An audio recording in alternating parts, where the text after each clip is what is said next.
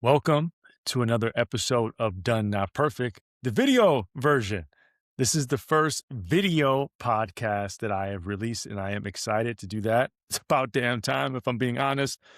But welcome to another episode of Done Not Perfect. I'm your host, Aaron Simpson. Many people call me Ace. If this is your first time here, welcome. You are much appreciated. You could be doing anything with your time. So for you to choose to be here means so much to the community. If you are a subscriber for a while, welcome back. What's good? And you guys know the deal. If this message, if this episode blesses you, please subscribe if you haven't. Rate us and review us. Everyone so far has rated us 5 stars, which is great. So if you feel compelled to do that, that's amazing. And also share with a friend. If there's someone that comes to mind during this episode, feel free to share it to them. Share it with them. The more, the merrier. You never know who may need the message at that specific time. So the last episode was my reintro. It's almost a year since I've done the pod, but we back, baby. We back.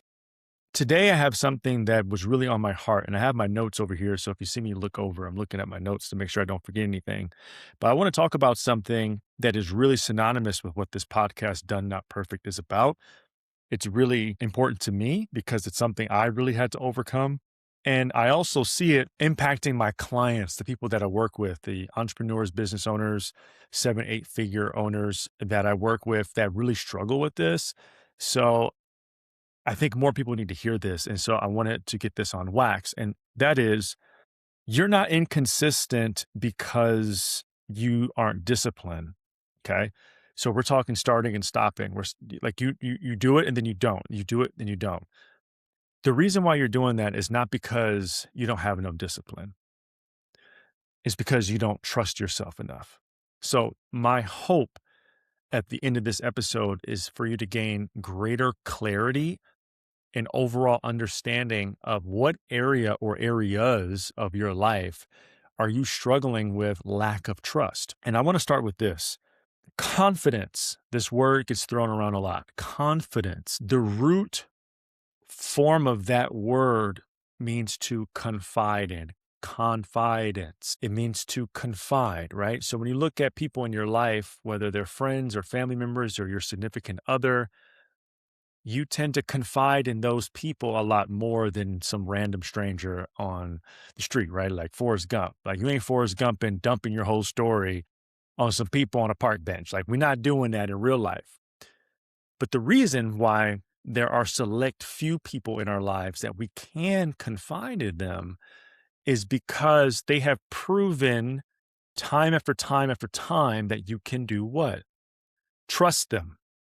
So when you confide in someone, you are declaring to that individual and to you that this is someone that you trust. And so because you trust them, you are more open to give them more personal information than you would to someone that you don't. What does this have to do with you? Well, if you're struggling with self-confidence, really what you're struggling with is self-trust. You don't trust yourself enough in the area that you are struggling in with confidence. So what does this have to do with starting and stopping and consistency? Well, it has everything to do with it. Because when there is a lack of consistency, there is a lack of trust. If someone shows up and then doesn't, and does that more often than not, there is a lack of trust there, right? If someone is only going to come around in your life when there is a benefit for them, but when the shoe is on the other foot and you need them and they're not there, you're not going to trust them as much because they're inconsistent. They show up when they want, but they don't show up when they're needed. So when you look at your life, and before we get into this episode, I want you to really think about this. When is the most recent time in your life when you can honestly say, I dropped the ball on that? I dropped the ball. And when I look at me, right, I've shared about this a lot over the last year or so, but 2 years ago, I was in the worst shape of my life. So if you're new to this podcast, you can listen to episodes prior, but I'll give you a brief overview. 2 years ago, now 3 in 2023, I was in the worst shape of my life, close to 280 pounds, just burnt out, overweight, overworked, just stressed, emotionally, mentally, physically, spiritually, emotionally, the whole thing, just in horrible shape. Fast forward now, I'm 190 pounds. I'm in the best shape of my life. and I'm 38, going on 39 in April. My Whoop says my biological age is 31. So biologically, I am functioning as someone that's almost 10 years younger. So that's where my health is right now. 2 years ago, it was the complete opposite. I had the HRV of a senior citizen. Like my resting heart rate, my HRV, my levels were as equal to someone that was in their 60s and 70s. That's how poor my health was. Now I flipped it. But to be somebody that is in the health and wellness space, when I graduated college in 2009, I stopped playing basketball in 2010, and I became a personal trainer and a fitness coach. For 13 years up until that point, I was helping hundreds and hundreds and hundreds of people, both in person and virtually, to get in the best shape of their life. I was a fitness model, right? I did commercials and the underwear shoots when I was living in New York City in 2012. Like I know how to get in physical shape. But why was I struggling to get in good health? Because there's a difference between being in shape and being healthy. There's a lot of people that aesthetically look like they're healthy, but internally they're not. So I was helping people do the thing that I was inconsistent with. Why? Well, I got my answer was playing basketball, turning pro, being a fitness model, all that stuff. I looked at health and wellness as a means to an end. If I was in shape on the court, I would perform better in the game. If I looked better aesthetically, I would get more jobs. So the way that I looked at health and wellness, it was a means to an end. I never knew how to be healthy for me. Everything was about to get something else or to achieve something in the outcome. It was never about overall health and well-being, if that makes sense. So my inconsistency was I didn't trust myself to be consistent with me. If this was basketball related, if this was fitness modeling, I'd do whatever it took because there was a means to an end. But on this journey of life, it's not over until we're buried in the dirt. I never knew how to be healthy for Aaron. I never knew that. So I would start and stop, start and stop. And so what I uncovered, which is what I'm going to be sharing with you today, I had an identity problem. I viewed worthiness and value to validation, meaning if I was getting validation from someone else, that would let me know that I was doing a good job. So I viewed my standards and my worthiness in this life based on the value that everyone else was putting on me. So if I was in great shape, I would get great work. I'm doing great. If I'm running the miles and I'm putting the work on the court and I'm scoring 30, I'm doing great. But I didn't know how to be healthy for Aaron. I didn't know.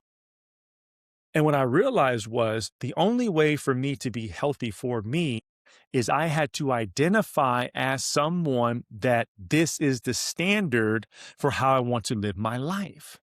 And so until the standard was there, the inconsistency was there. And the way the brain works is every time you say you're going to do something and you don't, your brain registers that. It remembers. And so when you say that 2026 is new year, new me, this is going to be the year I change physically, this is the year my business is going to grow, this is the year our relationship changes, it remembers what you said in 2024 and so on and so forth. And you ain't do shit. I said it so many times, I didn't do shit.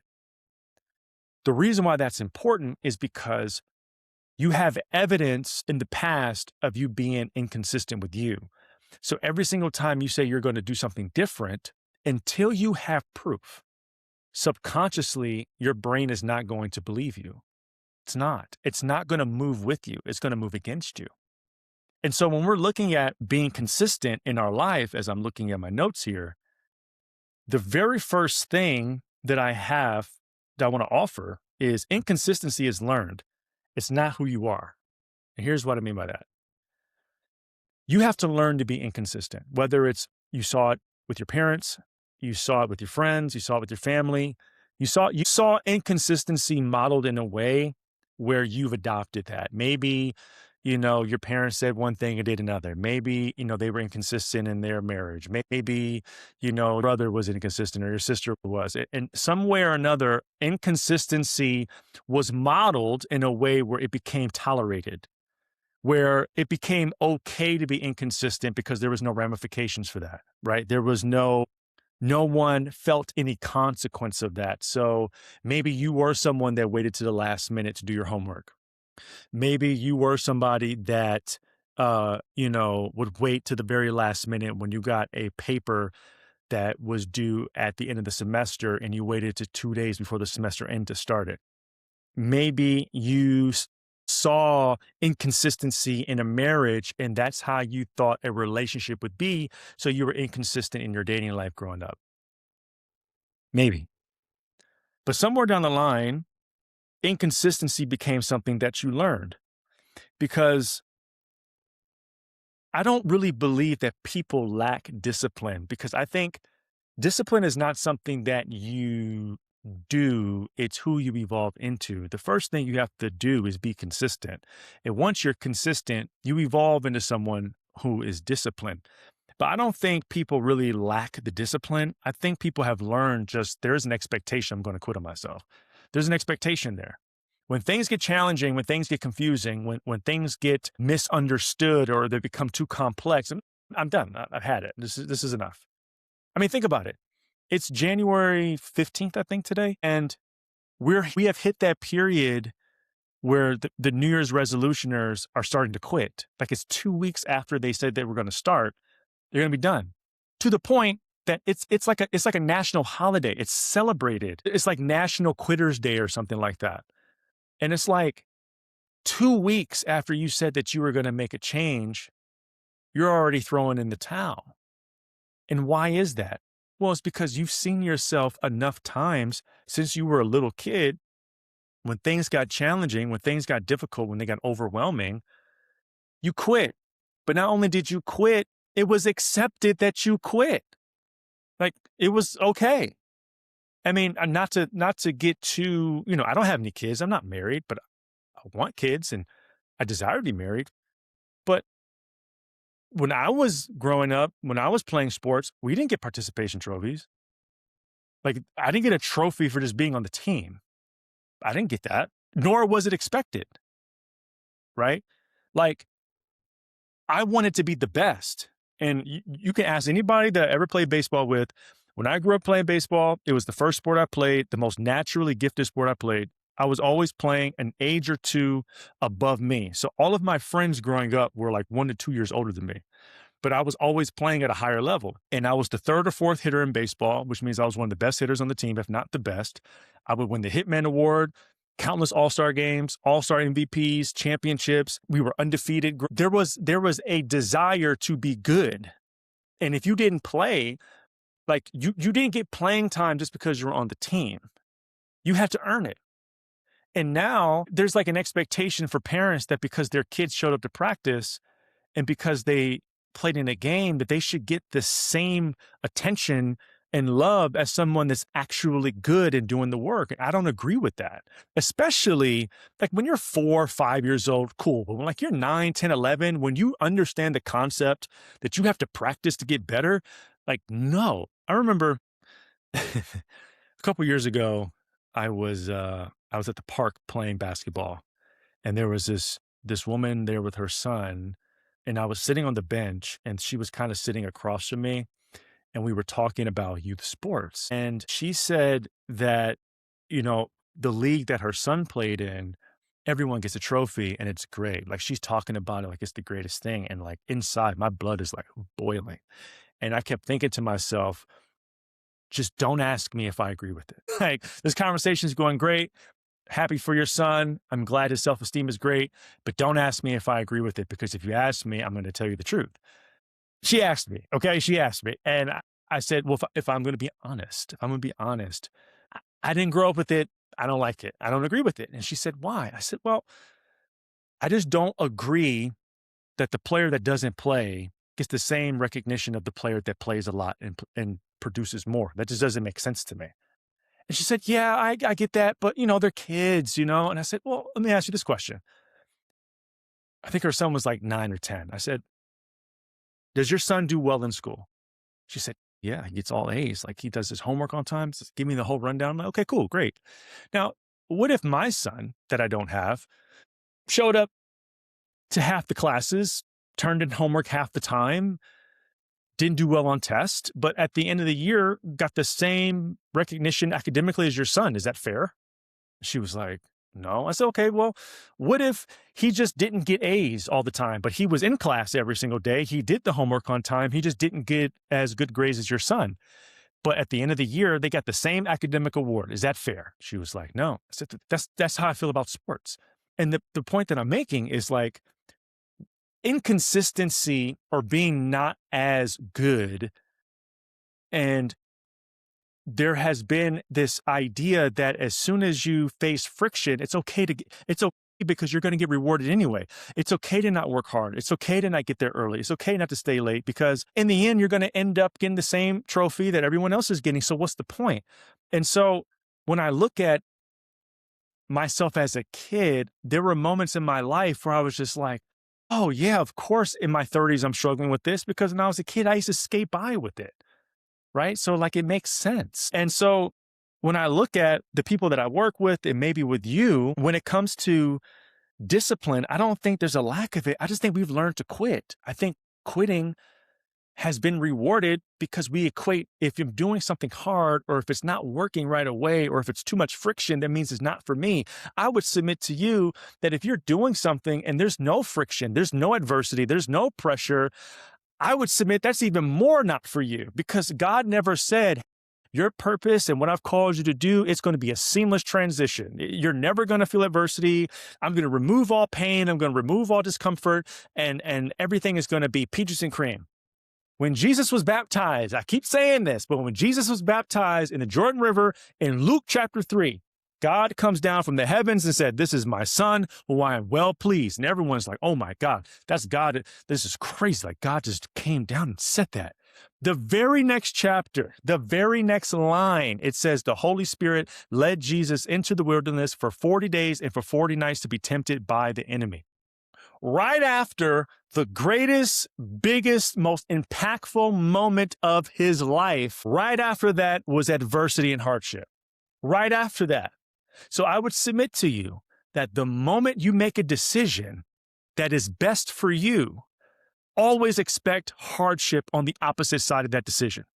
So when you see these people, the second week in January, dropping out of the gym, totally crossing out their New Year's resolution, crumbling up and throwing it in the trash, it's because they expected the decision to not have hardship. And so when hardship comes, they think that they're doing something wrong when in reality, they're doing something right. We don't have a discipline issue. We've learned to expect ourselves to quit when adversity and hardship happen. That's the first thing. The second thing is motivation always fails. Motivation will always fail because it can't carry identity. What does that mean? Identity is a spiritual thing. It is a state of being. It is who you are internally. But more importantly, it's who you are internally, regardless of how you feel. Motivation is a tool. When you have it, you use it, but it's also a feeling. Those people, January 1st, that quit January 15th, January 1st, they had all the motivation in the world. It was easy to get up. It was easy to meal prep. It was easy to go to the gym. It was easy to do the thing. It was easy to do the cold plunge. It was easy to do the sun. It was easy to count calories. It was easy because the motivation was high. January 15th, that feeling's gone. It's gone. And if you're only going to be someone that is consistent when you feel like it, you're never going to be consistent, which means you will never be disciplined, which means your character and your identity will always be shaken. The moment adversity happens, you throw in the towel. Why? Because you look at life based on everything being in perfect conditions and when you feel like it. Your purpose doesn't care what you feel like. It doesn't. This is what I had to learn.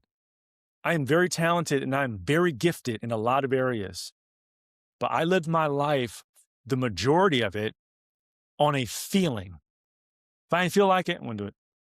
When I felt like it, I'm on it. The moment I didn't feel like it, I started to question it. When I felt like it, I was all in. Maybe you can relate. Motivation is emotional. Identity is structural.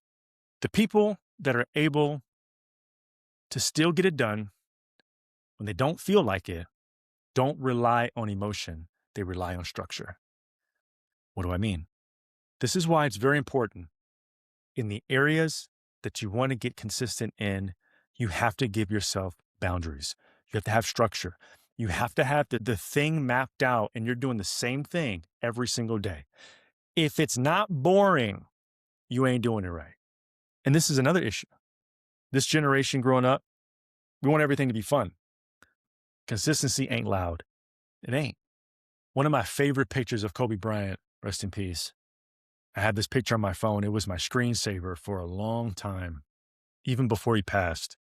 It was this picture that someone took of him. I want to say it was like 1999 or 2000 is when he had his fro. And I think it was the 2000 season. And he broke his right hand. Now, Kobe was right-handed. And there's a picture of him in his pajama pants. And he's got his practice shorts over his pajama pants. And he's got his practice jersey on. And he's got his right hand taped. And he's shooting free throws with his left hand. It's my favorite picture of Kobe because that right there summed who this man was. My purpose, my game, my skill, my responsibility is still there even with a broken hand. I may not be able to shoot with this hand, but I can shoot with this one. I may not be able to dribble with this one, but I can dribble with that one. That level of commitment was not emotional.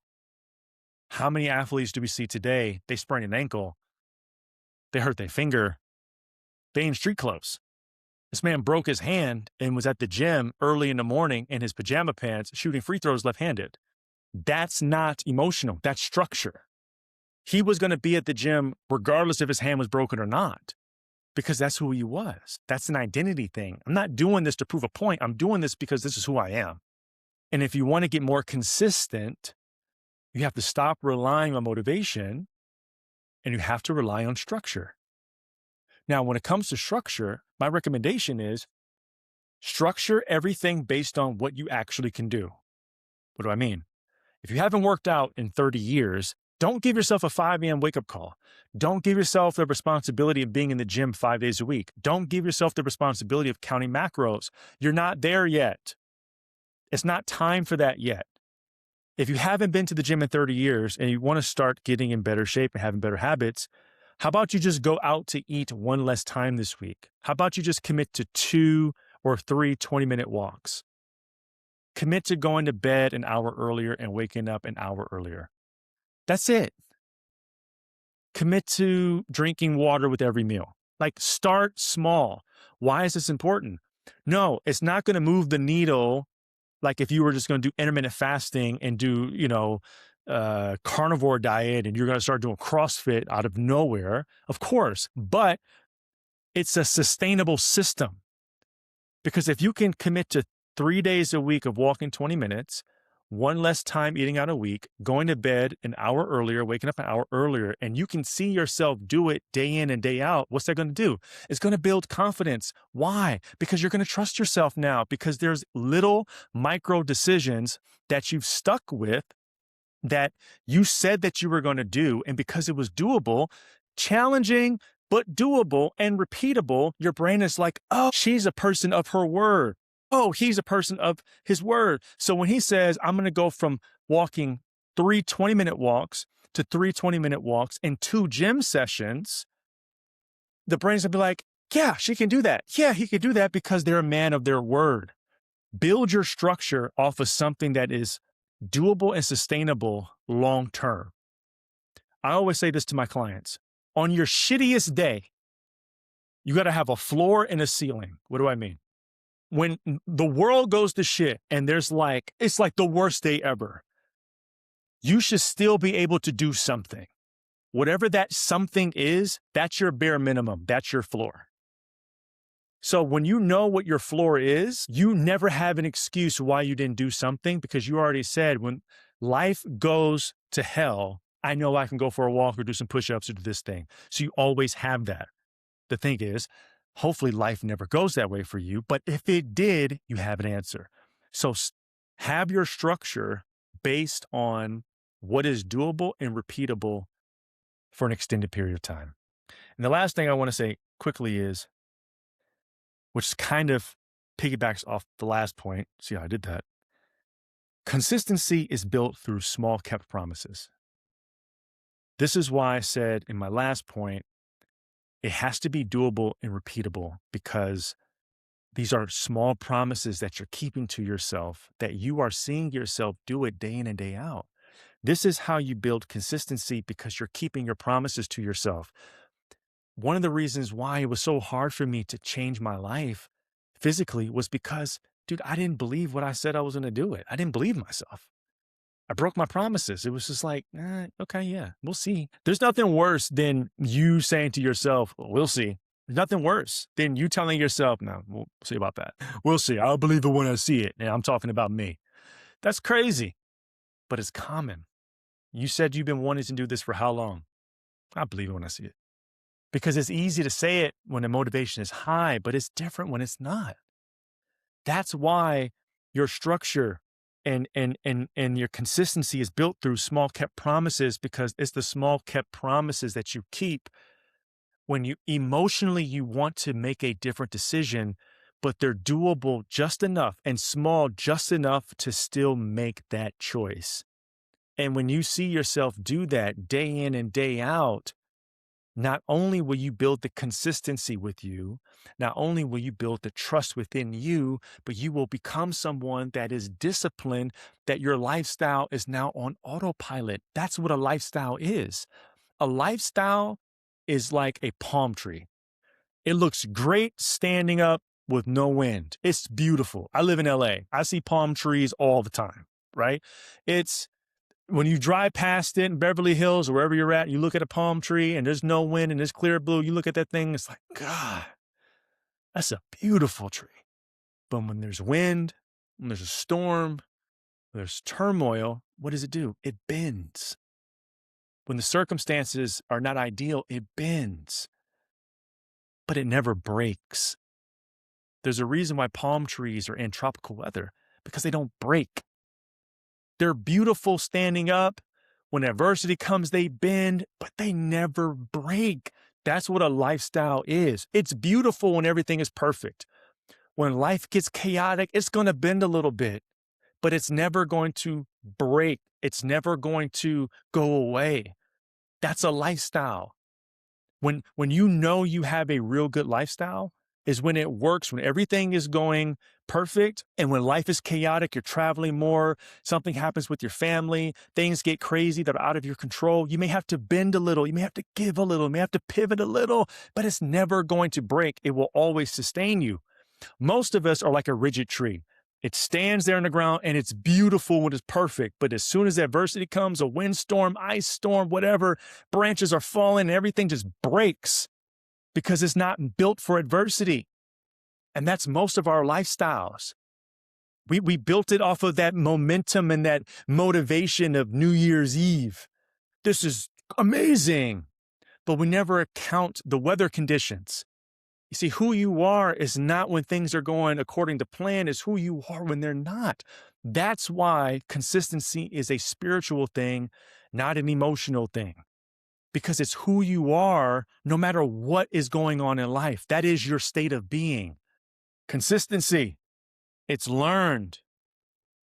It's number one. Number two, motivation fails because it could never carry an identity. An emotion can never carry a spiritual weight. It can't, okay? And the last thing is consistency is built through small kept promises. If you do these three things, and you put structure and protect it, game is over. Game's over. But I want to close with this, because I feel like somebody needs to hear this. You're not broken. So let's just get that out the way. You're not broken. You don't need a new personality. You don't need another book. You don't need another YouTube video. You don't need another motivational song. You don't need another seminar. You don't need that. And all those things are great. They're all great. What you need is structure. Structure gives you freedom. Freedom, true freedom comes from structure. Freedom is not the ability to do what you want when you want. It's the ability to do what you want when you want, and it doesn't cost you anything. When you can do what you want, whenever you want, however you want, with whomever you want, and it won't cost you anything, that's freedom. But if you're doing whatever you want, whenever you want to do it, however you want to do it, and it's costing you consistency, it's costing you your peace, that's not freedom. That's chaos. Masking as freedom. You need structure. And this can be fixed like that. One way that you can fix it is you can join the Consistency Lab, which is my coaching group that I have with people that show up once a week. And I hop on a Zoom and I coach on topics, consistency, accountability, systems, structures, practices, things like that to help you become more consistent in your life. If you want to join that, just click the link in the show notes. It's $98 a month. You can cancel whenever you want.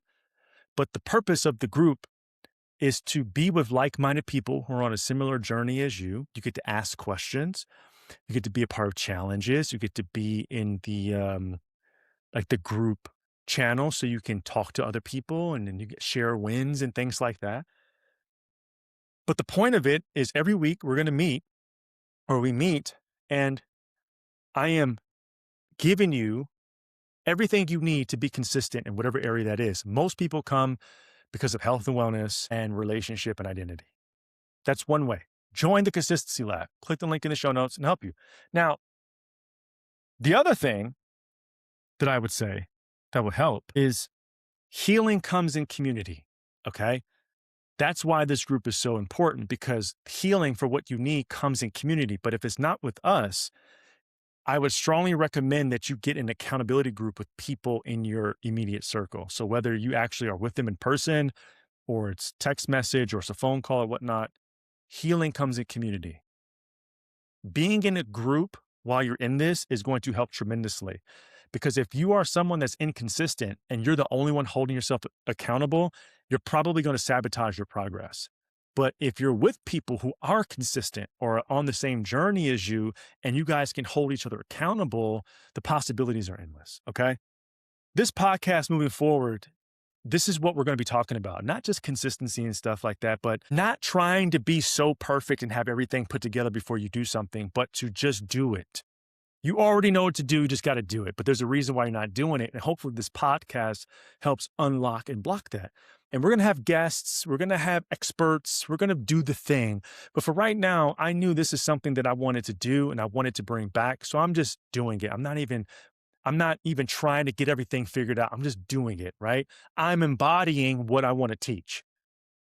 So if this episode helped you in any way, and you felt it in your spirit, you felt compelled, and someone came to mind, share it, please. Also, if you haven't subscribed to the podcast on whatever platform, please do so. Rate us 5 stars if you believe that to be true, and also leave a fine comment. I love reading the comments from you guys. But this is where we're going to be. I'm probably about to drop this episode today. We'll see how the video thing goes. This is the first one. But I'm on fire right now, right? But I want to keep this going at least once a week. So I hope this episode served you. Hope it spoke to you. Hope it connected with you. I love you so much. Be safe, be blessed. And I'll see you soon. And thank you for listening to Done Not Perfect. Take care.